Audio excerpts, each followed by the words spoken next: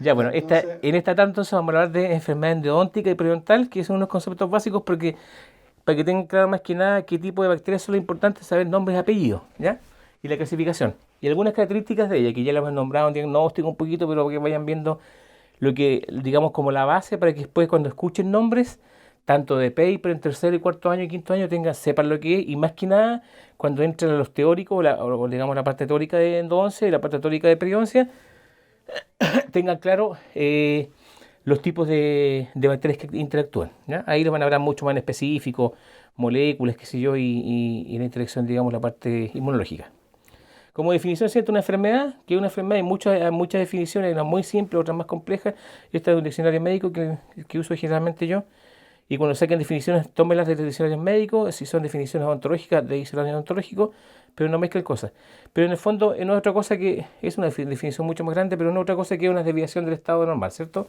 Si hablamos de enfermedad endodóntica, por lo tanto, está involucrado un conjunto del diente en el cual se desvía del estado de salud normal y la endodoncia, ¿cierto? Es una rama de la ontología que se preocupa del sistema de conducto, porque la raíz no es un solo canal, son múltiples canales y con muchas formas y todos los dientes son diferentes y tienen distintos canales. Por lo tanto, no sé, yo les hablo más adelante en el posgrado, cuando por ejemplo se ven microscopías electrónicas en los túbulos o en los túbulos, en los conductos secundarios, ¿cierto? Ahí se ven una cantidad grande de bacterias que quedan, pero que tiene otra explicación después cómo pueden sobrevivir. ¿Ya? Pero lo importante es que sepan que es un gran sistema de conductos y ahí se pueden alojar bacterias. ¿Ya? Por lo tanto, la enfermedad endodóntica es la desviación de la salud de todos los tejidos, digamos, involucrados dentro del órgano dentinobulbar, ¿ya? Lo que está dentro del conducto radicular. Y para eso se irá a hacer tratamiento endodoncia y cuando tengan sus clínicas endodoncia. Bueno, primero en tercero va a ser la teoría, ¿cierto? En tercer año van a tener la teoría de lo que es endodoncia y más adelante van a hacer los tratamientos respectivos a esto. Eso, entonces, enfermedad óptica es la alteración de los tejidos pulpares, ¿ya? El del órgano dentinobulbar. Y ahí habrán reemplazo por distintos materiales que van a ir viendo en cada cátedra. Ahora, ¿cómo se puede afectar el tejido dentinopulpar? Básicamente por estos tres factores que ustedes están viendo ahí, biológicos, físicos y químicos, ¿cierto? Físicos y químicos, me imagino que lo vieron en materiales dentales, galvanismo, ¿cierto? Aplicaciones de ácido muy cerca de la pulpa o exposiciones pulpares. Y lo que nos interesa a nosotros es más que nada la parte de elementos o etiología biológica en cuanto a lo que se refiere a agentes microbianos, bacterianos básicamente, ¿ya? A pesar que también hay unos estudios que involucran periodontitis y endodoncia con hongos, pero con hongos de tipo ambiental. Por ejemplo, los hongos que son como hay un estudio que no se nos muestra acá, pero un estudio en que involucran que la enfermedad endótica tiene una cierta relación con los penicillium y con los aspergillum que están en el ambiente. Y de hecho sale una plaquita con la bacteria, con el hongo ahí, pero es el hongo en la placa, ¿ya? Eso lo veremos más adelante. Bueno, yo se lo mostré en clase diagnóstica. ¿Ya? Entonces, centrémonos en lo que es factores etiológicos basados en bacterias, básicamente bacterias. También pueden ver virus asociados a enfermedad noótica periodontal, por ejemplo, el virus herpes simple tipo 1, el citomegalovirus, el Epstein-Barr, que están asociados a este tipo de enfermedades. Pero el problema que encuentro yo, digamos, como tecnólogo médico, se los digo, en cuanto al uso de técnicas, por ejemplo, si yo voy a hacer una técnica tan específica como la PCR, voy a encontrar de todo. Por lo tanto, yo puedo decir ya, tiene enfermedad endodóntica y tiene de todo. Tiene bacterias, hongos, virus. Pero es que hay que empezar también por un lado, que la virología, la mayoría de las patologías virológicas en nuestro cuerpo son latentes, ¿ya? Por lo tanto, pueden encontrarlas, y de hecho el herpes, yo en este momento puedo estar haciendo un herpes sin ninguna lesión y estar eliminando viriones, ¿ya? Partículas vivas. Pero como digamos, como no estoy en la fase, digamos, prodrómica o de eliminación activa, no se ve, digamos, clínicamente, pero sí no puede eliminar virus, ¿ya? Y eso, y eso es lo que ahí están mezclando mal, porque si hacen PCR, por ejemplo, están en la sangre, pueden encontrar un DNA, un RNA del virus, pero no es que esté presente, es de latencia, ¿no? ¿Ya? Y eso hay que tener mucho cuidado con eso. Y hay mucho estudio de eso. Ya, sigamos. Entonces, ahora, las vías de infección, ¿cierto? Básicamente son a través de la corona, con los distintos tipos de avance de las caries, o también puede ser a través del ligamento periodontal, por pérdida, cuando veamos un poquito algo de enfermedad periodontal, vamos a ver de qué manera se va perdiendo los tejidos que rodean al diente. Ya ahí vamos a ver algo de qué tejidos son, pero obviamente los van a ver con lujo de detalle, con muchas estructuras más de las que les digo yo acá en periodoncia. Pero si hablamos de endodoncia, se asocia básicamente a que a través de una carie en algún momento, o una fisura, puede ser que ni siquiera hay una carie, pero a través de una fisura, estamos hablando bacteriano, ya no térmico, a través de una fisura que inclusive no se vea, se pueden producir el paso de bacterias hacia dentro a través de los tubulitos dentinarios y hacia la pulpa, ¿ya? Y si ustedes se recuerdan de las clases que vimos de diagnóstico y hablamos algo de bacterias en el cual la mayoría, y de estructura, perdón, en estructura hablamos de que las bacterias gram negativas son las que tienen las endotoxinas, ¿cierto? Y esas endotoxinas son las que son mediadores inflamatorios y van a hacer toda una cascada para que haya un colapso dentro del sistema vascular, ¿ya? Digamos, ¿eh? Ahora, espera, dice ahí dice vía hematógena. La vía hematógena supone que, por ejemplo, hay un foco. Haya, no sé, puede haber una epicondilitis, un absceso abdominal, un absceso a nivel de extremidades, ¿cierto? Y desde ese foco vaya a haber un paso de vía torrente sanguíneo hacia la pulpa, lo cual es casi imposible, ¿ya? Casi imposible dado la presión que tiene la pulpa, que es mayor ¿cómo se llama? Que el torrente circulatorio. Además, el orificio, el foramen apical es tremendamente estrecho, así que es muy difícil que haya algo por vía hematógena. Siempre pensemos que es de está afuera, externo, ¿cierto? Siempre va a ser exógeno. Exógeno del diente, pero es una infección endógena bucal, ¿ya? Aquí hay una demostración para que vean que se hizo, este fue un trabajo que hizo la Paula Cordela, una colega, en el cual demostró, por ejemplo, que pueden pasar fácilmente pigmentos de tipo grande, por ejemplo, con los virotes genesianos, que es una molécula bastante grande, que es comparable con varias moléculas de endotoxina, y en el cual un diente completamente sano se ve el paso desde afuera. Ustedes están viendo desde ahí, por ejemplo, un diente que está completamente sano, y a través del esmalte y cemento y dentina, perdón, van los colorantes avanzando, y así mismo puede también avanzar restos de bacterias y trozos de bacterias y LPS y lo que hemos visto en estructura, ¿no? Sin que presente una gran caries.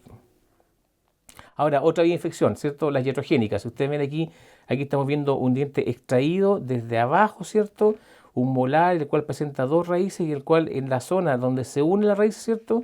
En el piso de la cámara pulpar, están saliendo una serie de conos endodónticos. Esto fue una iatrogenia tremenda, ¿cierto? En el cual se rompió la furca y dejaron los conos puestos ahí. ¿Cómo así eso? Entonces, supongamos que supongamos que esta perforación, la cara oclusal del diente está acá arriba, ¿ya? Lo estamos mirando de abajo el diente. Entonces, esto obviamente va a ser un paso importante para las bacterias. Y se va a infectar no solo la cámara pulpar, ¿cierto? Hacia los conductos acá, hacia los conductos, ¿cierto? De la otra raíz, sino también la zona furcal, ¿ya? La zona de la furca, eso lo van a ver más adelante, todos esos términos, si es que no los conocen ahora, los van a ver después, a lo mejor en anatomía tienen que haberlo visto. Pero lo van a repetir con lujo de detalle porque hay una serie de clasificaciones de pérdida de este huesito, de pérdida furca, en el cual se basa digamos, la periodoncia para hablar de compromisos de furca, ¿ya? Ya, sigamos. Ahora, ¿cuáles son las bacterias que están involucradas? ¿Ya? Lo único que vimos, ¿en qué clase fue que le mostramos bacteria igual, nombre de bacteria? Es por un lado. Es como lo mismo, pero un poco más específico. En anaerobio. Es un poco más específico. Esto es lo que está tomado, está en el IVAR, está en el, ¿cómo se llama? En el libro de endodoncia. Pero es lo mismo, o sea, la misma bacteria que encontramos en la boca, ¿cierto? A nivel general. Yo no puedo, si tomo una muestra, tendría que ser de más, y ni siquiera eso, porque como el paciente va a llegar con una molestia de dolor o una caries muy grande que se comunica hacia dentro de la pulpa, si tiene mucha data, si es de mucho tiempo, las bacterias que están en la salida van a entrar a la pulpa y después o a los conductos, ¿cierto?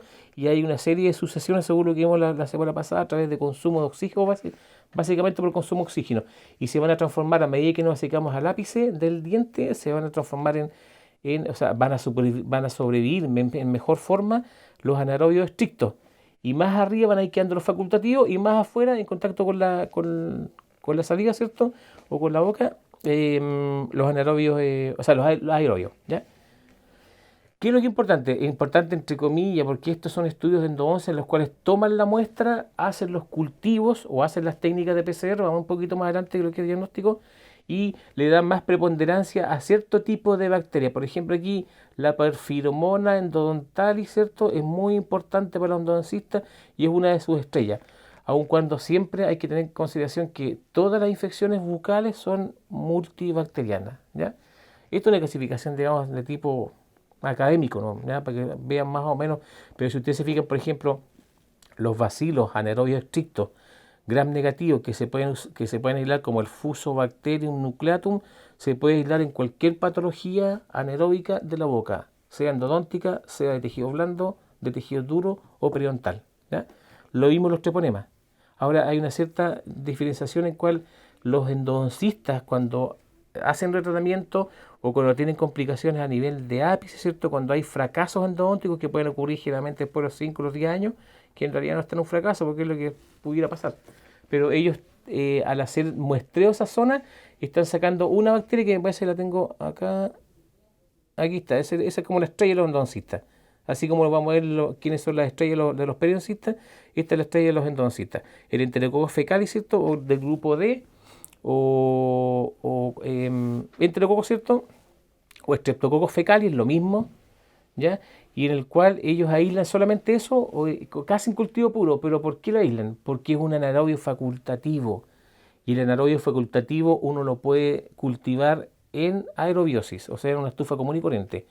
Pero si cultivamos, por ejemplo, aquí se hizo un cultivo en forma aerobia y anaerobia, por lo tanto aislaron también esta otra estrella que es también de los endodoncistas, el Peptostreptococcus micro, que es un anaerobio, ¿cierto?, estricto, pero lo hicieron bajo de otro tipo de cultivo, según lo que vimos en diagnóstico, en una campanita de Gaspac, con un medio anaeróbico, ¿cierto?, y con un indicador de anaerobiosis. Por eso tiene que ver, digamos, un cultivo diferente. Ahora, el aislar solamente Enterococcus fecalis no significa que esté solamente él, es porque el resto no se aisló, ¿no? ¿Cierto? Y los treponemas generalmente son tremendamente difíciles de cultivarlos. Pero para efecto, ustedes en cualquier libro que vean, el paper, van a encontrar, no, esto es nada. Lo que se está usando hoy día, que yo les hablé en diagnóstico, que se llama pirosecuenciación, que es un mapeo genético en el fondo. Así se hizo el genoma humano. Van a ver van viendo en qué manera se van uniendo los nucleótidos, ¿cierto? Y van a encontrar a lo menos 70 especies en esos paneles grandes de pirosecuenciación. Esta es una cosa súper resumida, ¿ya? Pero con que asocian para las clases de endodoncia, que tengan claro, por ejemplo, ya, ¿qué es lo que es importante? La porfiromona endodontalis. ¿Se pueden encontrar todos estos patógenos en una enfermedad endodóntica? Sí, ¿ya? ¿Se pueden encontrar todo esto también? También se pueden encontrar, pero ¿cuáles son los más frecuentemente aislados? Peptostreptococcus micro, dentro de este grupo,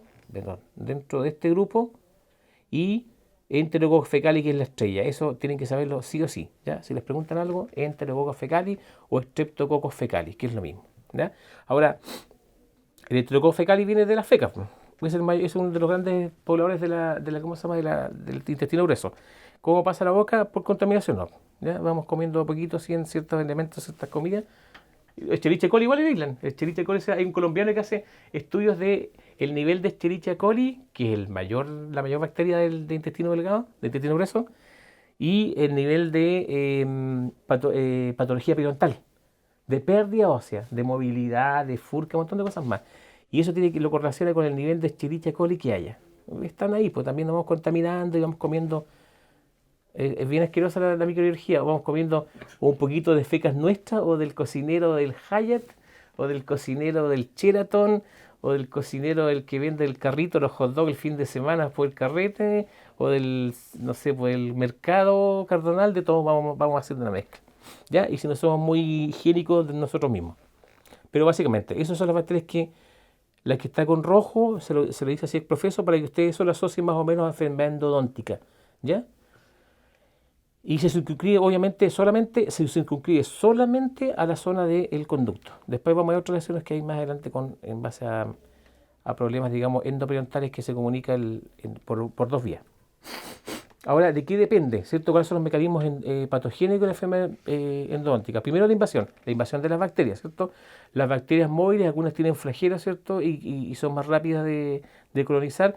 El crecimiento, el hecho de que crezcan las bacterias y que crezcan rápidamente, por ejemplo, las anaerobias facultativas, que tienen, yo les había hablado, un TG más o menos, una tasa de generación más o menos de unos 25 minutos, ¿ya? En comparación con la tasa de generación de los anaerobios, que son muchísimo más lentos, por eso se demoran más en cultivarlos, que son aproximadamente de 4 horas.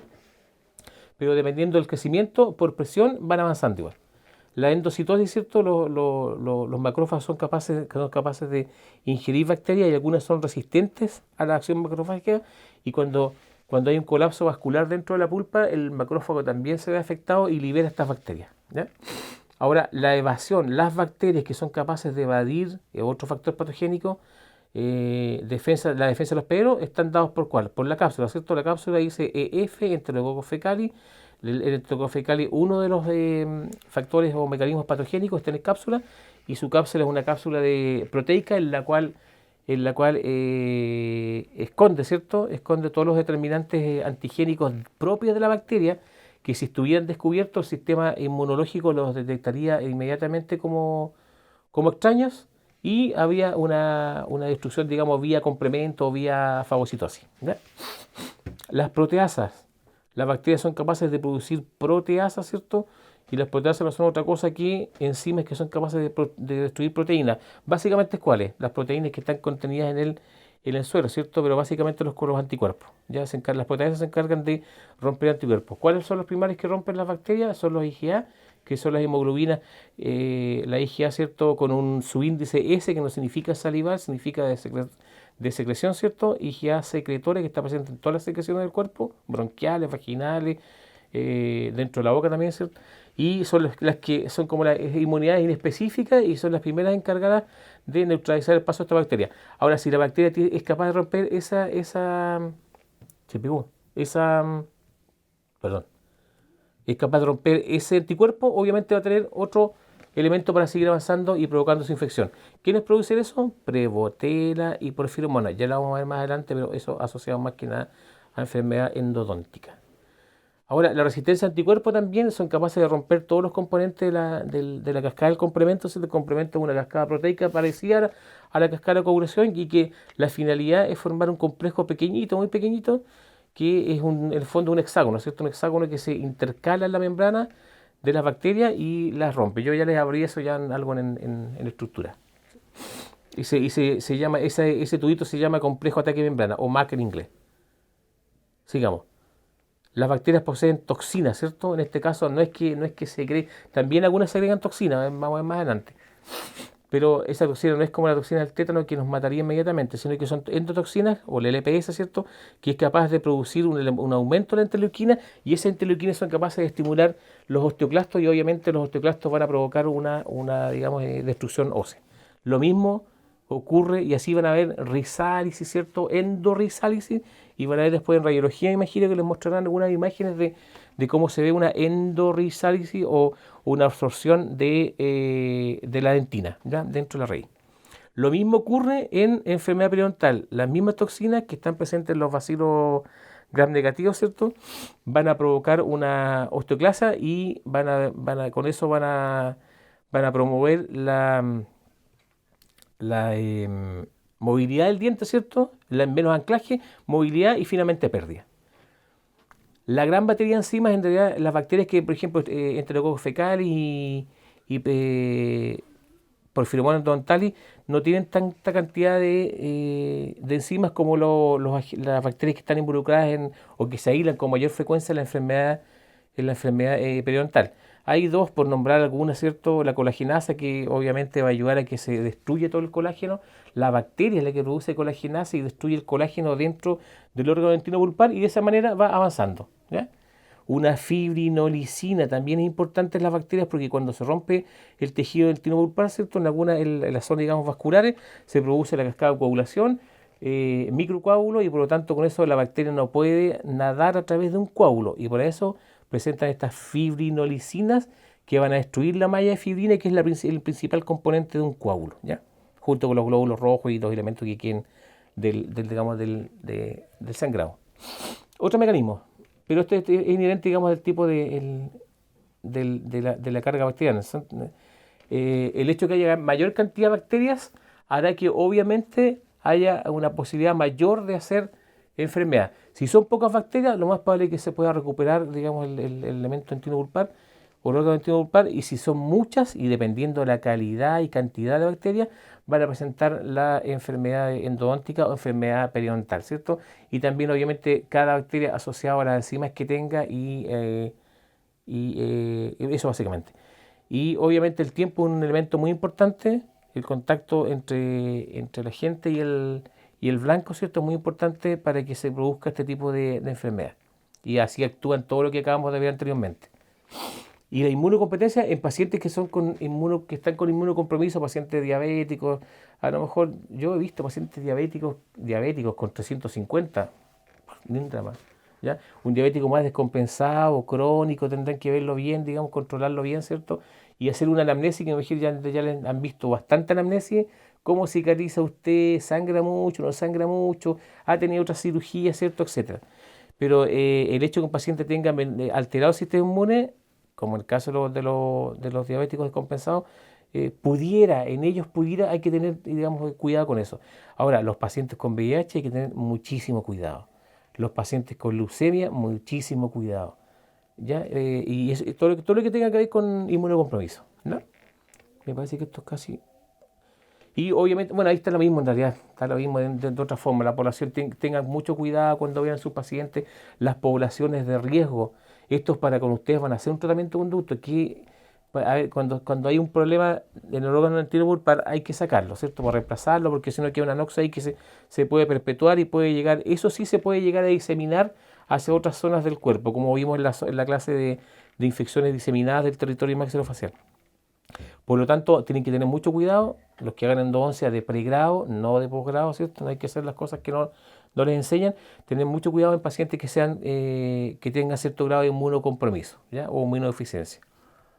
Y otra cosa importante de la población de riesgo, que aquí no lo puse, que me acordé yendo en realidad, pacientes que una vez que se le ha hecho el tratamiento para que no tengan fracaso, pacientes con déficit, por ejemplo, motores, pacientes Down, ¿cierto? Pacientes que tengan una artritis muy avanzada, en el cual tengan problemas para higienizarse. Usarán otro tipo de elementos para bajar, en el fondo, la carga bacteriana. Lo más importante en la boca para mantener salud es bajar la carga bacteriana, entre otras cosas, pero es un factor importante. Ahora, el diagnóstico. El diagnóstico, solo para repasar, ¿cierto? Si ustedes van a tomar una muestra y quieren aislar, por ejemplo, enterococcus fecali. El enterococcus fecali, ¿cierto? Era un anaerobio facultativo. Dijimos que se puede cultivar en una estufa de cultivo normal. Si quieren aislar las otras dos bacterias de que hablamos, Porphyromonas endodontalis y Peptostreptococcus micros, son anaerobios estrictos, por lo tanto tendrán que usar toda la metodología que vimos en la clase de diagnóstico en cuanto a cultivo de anaerobios, ¿ya? De qué otra manera pueden después seguir, ¿cierto? Van cultivando, obtienen sus bacterias y obviamente tienen que identificarlas. Los dos elementos que vimos para identificar fueron, uno en base al el API, ¿cierto? Que es el perfil de identificación de la gente, en el cual se realizan testeos de sustrato. ¿Qué tipo de sustrato es capaz de ocupar la bacteria? Por eso lo vimos en diagnóstico, hecho un vistazo en la clase de diagnóstico y lo van a ver. Y de qué otra manera puedo identificar la bacteria que yo he cultivado. Hoy día es lo que más se usa en algunas cosas, pero no para todo. Por ejemplo, si quieren medir efectividad de un colutorio, también lo pueden usar método, pero más que nada y lo ideal es tener el cultivo anterior, la cantidad, el recuento de bacterias anterior al tratamiento, y luego se hace una toma de muestra en la cual ustedes van a ver si es que baja o se mantiene igual la cantidad de bacterias que creció, ¿ya? Pero para identificar cualquier bacteria, hongo o virus, ¿cierto? Aquí estamos hablando solamente de bacterias. Van a usar también los métodos moleculares que hemos visto, que son básicamente la iridización, el PCR, la reacción de polimerasa en cadena, eso significa PCR, y lo que era ¿cómo se llama? Esta fosforilación, siempre se me olvida eso. ¿Cómo fue que dije?